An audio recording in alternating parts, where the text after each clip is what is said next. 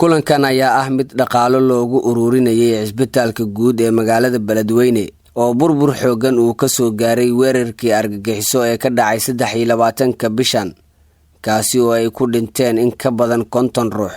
kulanka waxaa ka soo qayb galay mas'uuliyiin ka tirsan wasaaradda caafimaadka, ururka dhaqaatiirta Soomaaliya, aqoon-yahano iyo sidoo kale maamulka cisbitaalada gaarka loo leeyahay ee ku yaala magaalada Muqdisho. isuduwaha wasaaradda caafimaadka Hirshabelle ee gobolka Hiiraan Dr. Axmed Maxamed Khaliif ayaa sheegay in guud ahaan cisbitaalka uu burburay inta ka harsanna aysan dhamayn 20%. marka cisbitaalka hadii laga sheekeeyo dhamaantiis waa burburay maxaa yeelay qaraxa ee meesha ka dhacay gaariga qaraxay gaariyadii kale oo meesha yaalay oo baarkan ku jiray ayuu inta qaado cisbitaalku dhaxaray xoog uu qaba kaliya isbitaalkana ilaa gudihiisa ilaa qaybta u dambayso maternity iyo qaybaha u dambeeyo OPD ga isbitaalka horumarka u xigo kulli isku sii u burbureen wixii yaalo dhan wixii qalab yaalay muraayadihii albaabadii wixii dhan way soo daateen.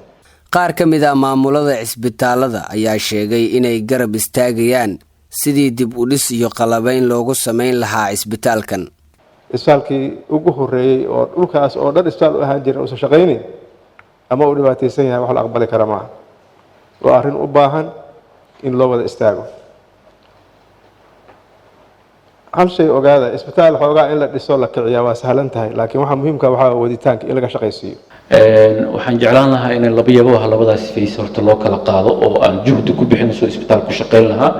annaga ka martiini ahaan maalin koow shirki ayaan waxaan sheegnay inaan lacag bixinayn haddii ilaahay yiraahdo.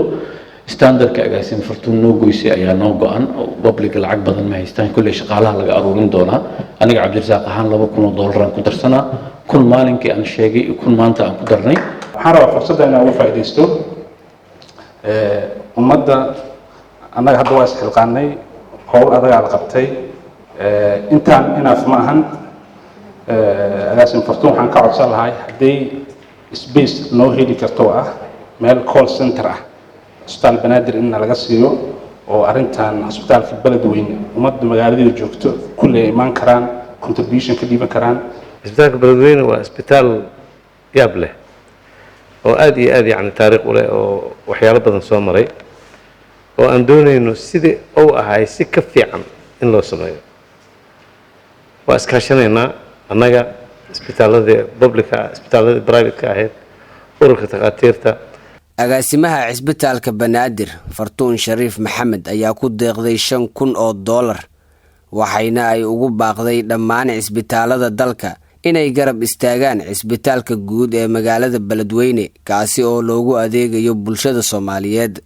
runtii uma soo istaagan inta hadda inaan yabo ka sheego laakiin waxaan u Soomaalidu iyo dadka wax baxsada inay isku daydaan leeyihiin aniga baka isbitaal Banaadir ahaan akoonkeena inaysan lacag ku jirin idinka waa iga ogtihiin igama dhagigaradeen laakiin juhdi iyo dadaal iyo qaaran aruurin aan galeynaa $5,000 ayaan isbitaalka Beledweyne ugu deeqeynaa insha Allah taala.